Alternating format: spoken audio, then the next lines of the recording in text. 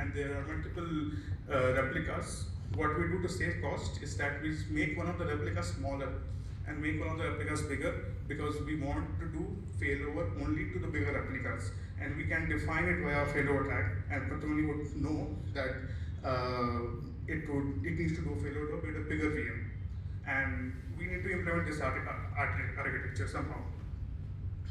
And people mostly miss integration tests in this space. They would not write integration tests. A simple integration test would have solved this. Like if you go ahead and not write integration tests and push it to production, or even integration, what would happen that the replica and or the failover would happen with smaller replica, and the smaller replica would start getting overburdened, and that's not a good idea, because your application will stop. As Shivam was saying, your application, the DB is gonna get smaller, is gonna get less load, or more load. It won't be able to handle it, and the application will choke out. So this also we have faced. This has happened a bit, and it continues to happen.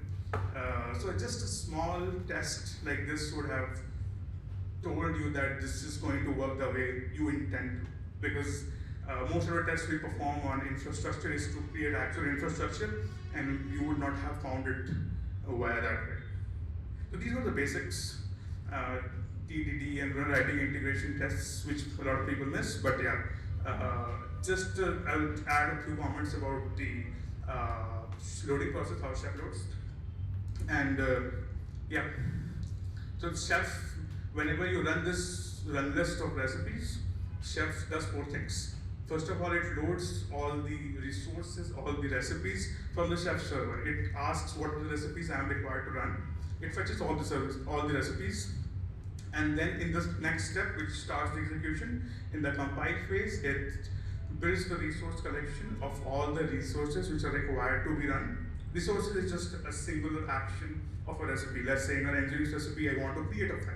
In a Word recipe, I want to generate a key, or register to Word, or anything. So those are being handled by the resources.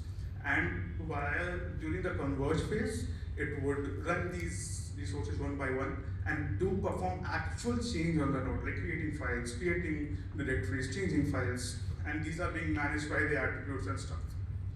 This is how the Chef execution works behind the scenes. So what would happen if you write code like this? If you write if file exists foo, execute this, what would happen is that the bad code would run during the compile phase, and it would check if this file exists even if the above code has not run. So if the above code has not run, it will try to check if the file exists. It won't find it because it's not there, because the converge has not run. Remember, converge runs, and converge only performs change on the VM. So that won't happen, and that will bring the VM in an inconsistent state and not in the desired state what you actually mean. So it can be just solved by writing an if guard, like just write only if, and this would be considered in the actual execution and the converge phase, that if does it file actually exist during running the VM. So yeah, let's talk a bit about convergence. It's sort of getting a bit technical, but yeah, we need to know what actually means before going into the scenarios. So I'm just trying to set up the plot here. Idempotence we know because we have worked with REST APIs, and it just means that you need to, whatever you perform, a function of x, function of x equal to function of x. So whatever you perform multiple times on multiple action should not have a side effect, should have the same effect. So, and if a resource is idempotent in the Chef world, it will not get added to the resource collection. So this resource collection you would have seen, right? It will not get added here if it is idempotent as such. And convergence is just bring the state in line. I'll just give more examples of it, what actually idempotence or convergence means. So this is an example of an idempotent operation. If you just create a file, you run it multiple times, there would be no change in the actual output or actual action of this idempotent operation. You can just, the tree of that directory would be the same if I run it 10 times or 10,000 times. And the conversion operation in regards to what it will do is that if it will it has run once, it will ignore. It is a major principle in chef resources that you make sure that resources are both idempotent and convergent. Most of the cases, at least 90% of the cases, you need to make sure that both are there so that your resource allocation is being done correctly and the resource collection created is as less as possible. So I'll explain why it's required as well. Yeah, it's just that idempotent means that I want to do as less as possible. If it has been done once, I don't want to go ahead and do it again. In the chef world, because idempotence can mean multiple things in multiple ways, but the actual gist of idempotence and convergence remains this in chef. So you can see, talking about resources, all these chef resources are idempotent by nature, but if you're going to write custom resources, you need to make sure that the resources are idempotent, but this resource is just idempotent, and if you want to make sure that if this file is being created in this directory, this is now convergent as well, because it will not run if it's not required. Yeah. But yeah, why do we need it? Because it's easier on the system. What happens in a deployment system is that whenever you deploy an app, the chef client runs to fetch the package and restart the raise process or patroni process or whatever it is. But the point is that how much time would you want it to run so that it performs the development deployment process, right? It needs to be as less as possible so that if the resource is idempotent or is convergent, the resource collection would be as small as possible, and it would be very CPU efficient as well. And we would be the resources would be more predictable. We would have more predictable infra, maintainable infra, and yeah, just a case study on how is it easier to roll back. Let's say a team from the Grafana or like observability team has pushed change on monitoring agent to somehow, and the monitoring agent stops working. Right? The monitoring agent does not work in all these VMs, and you're not seeing anything on a Grafana. This is a big issue because monitoring loss is a big loss. And but what they have done is that they have created a recipe which is meant for one-time use. If you see the not-def file, it will just say that I would not change this file if it is there, which is a bad idea because this resource is idempotent. If I went into this file and performed some change, if guard was not there and this resource would have run, it would have bring the file back to the state which is meant to do. So this is easier to perform rollbacks on because if a new version had come in and performed an invalid change, I can just roll back. And doing the rollback would make sure that all the Grafana agent are back into the consistent state which is meant to.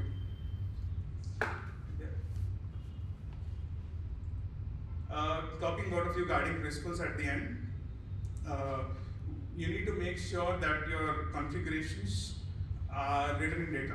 It should be written in hashes. It shouldn't be that your configuration is being defined as manually defined in each of the nodes. It needs to be written in data as more as possible. I'll give an example as well. And you need to manage systems, not just records. So like let's say there are multiple applications like these, right? And imagine that this console agent setup is being done by each of these applications. There's one raise recipe, there's one patroni recipe, there's one Elasticsearch recipe, there's one console recipe, there's one multiple recipes are there around it. Always like 80, 90 recipes. So those are application recipes. They set up an application. But the point is that console agent is a library. You want to set up the console agent and tell it that I want to register my services as a library. So I'll give an example as well. What you need to do in such case is that you need to use your console client recipe in a singular manner and use it in create abstractions and use it in every VM like so. Just add it into a run list, add more attributes, and you're done. You don't need to implement a console client separately in all the application processes, which is a very bad idea.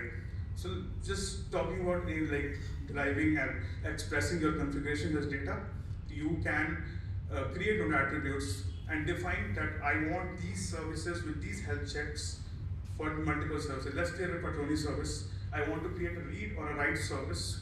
I can just give a script that this is my health check.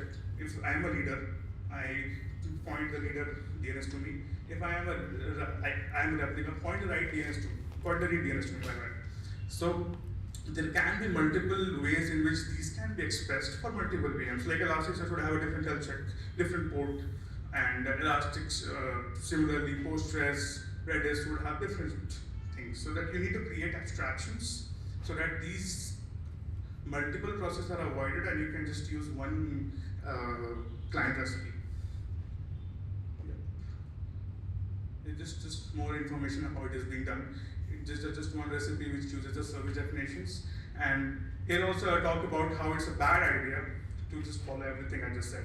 So the point is that it is meant in a normal scenario that you need to just pass single string values in configurations, which is being defined by the Ruby actual chef guide. But here I disagree because it's much more readable, it's much more extendable to just pass hashes. And it's possible to maintain it via actual Ruby code as well. So I disagree with the actual Ruby chef guide here, but yeah, more extensible and better in abstractions to go. Just talking a bit more about writing extendable abstractions. You can, if you go ahead and define this remote file, I want this remote file to be downloaded at this path. This will work only on Unispace systems, because this path is not will not work in Windows systems because Windows have forward slashes, right? Something like this, if you just use the Ruby method, this would be much better because this works on multiple systems. Similar to this, there are multiple libraries which configure systemd. If I go ahead and configure systemd manually, what would happen is that my processes would not work in other distros, right? It won't work in Linux, it won't work in other distros, so that's not a good idea. You need to have multiple things there. I mean, this is a very weird thing. I have been on both the sites.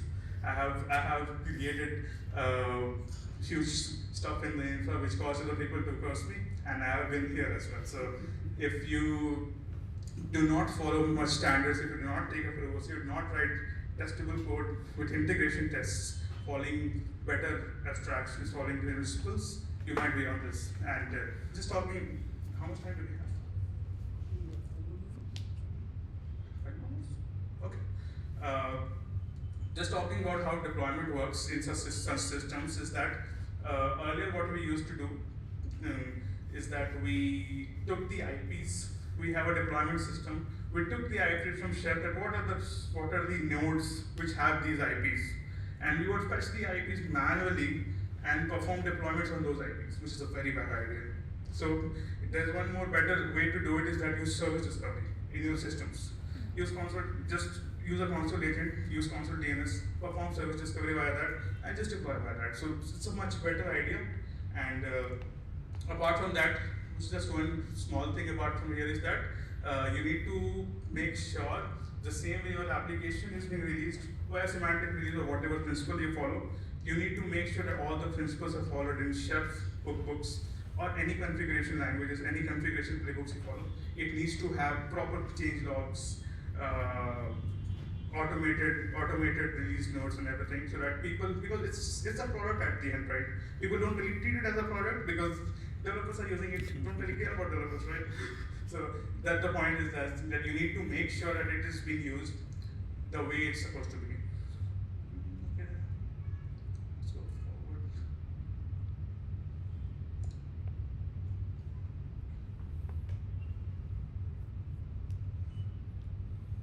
Yeah, a bit more about Chef, because the actual people are questioning that Chef is dead. No one is actually talking about it, and there's a lot of, I agree with it as well. But my talk and my topic was surrounded around a lot of configuration management, because Chef in general, I just took Chef as an example, but you can apply these principles to configuration management in Ansible, in Puppet, in multiple A frameworks. So that is there, and there are multiple mature container orchestration toolkits, Istio, everyone is doing a great job there. But the point is that you would need VMs at the end.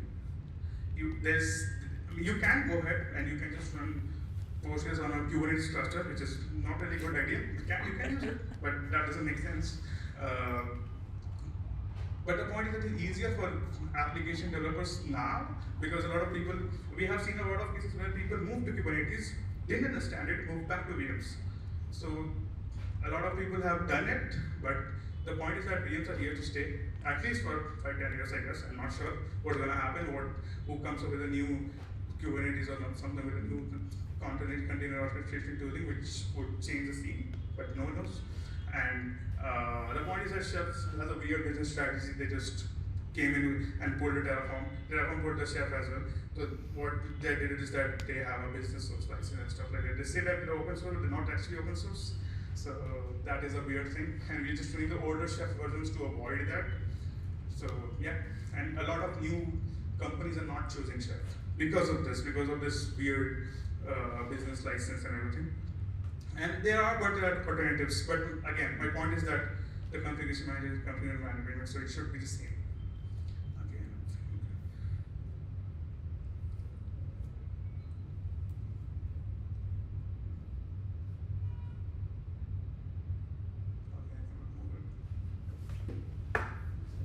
Yeah, that's all. I think that's most of it I wanted to talk about. All the links and the deck, everything is on this, so you can check it out. Yep. Here or online?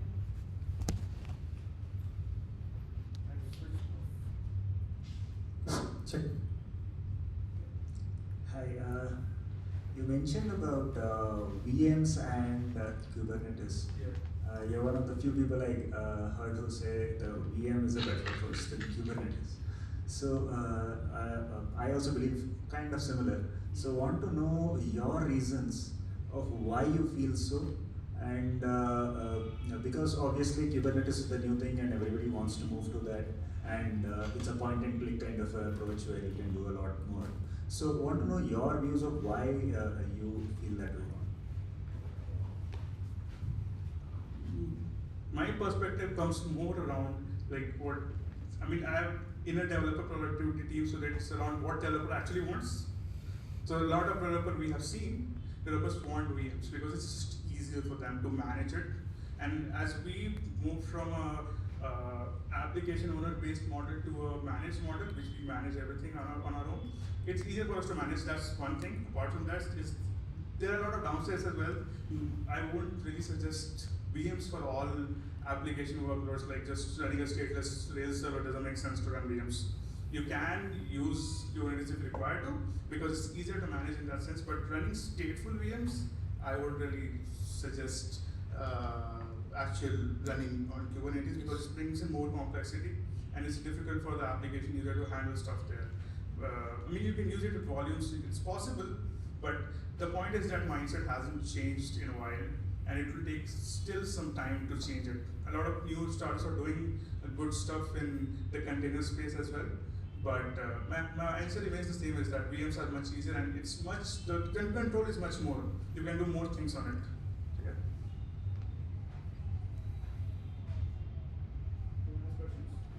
So, like, have you?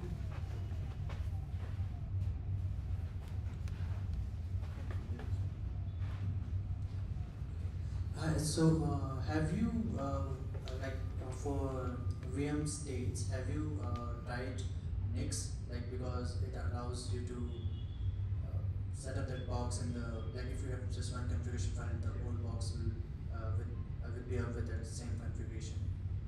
So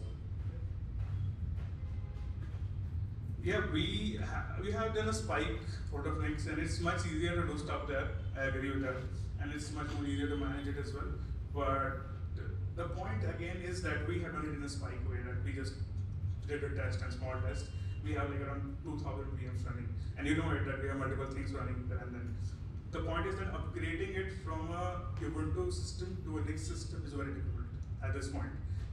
Because there are a lot of things which change when you switch to distros, right? So it's nice, it's fun, but doing it on a very large scale, is it worth it or not? That remains a very big question. yeah.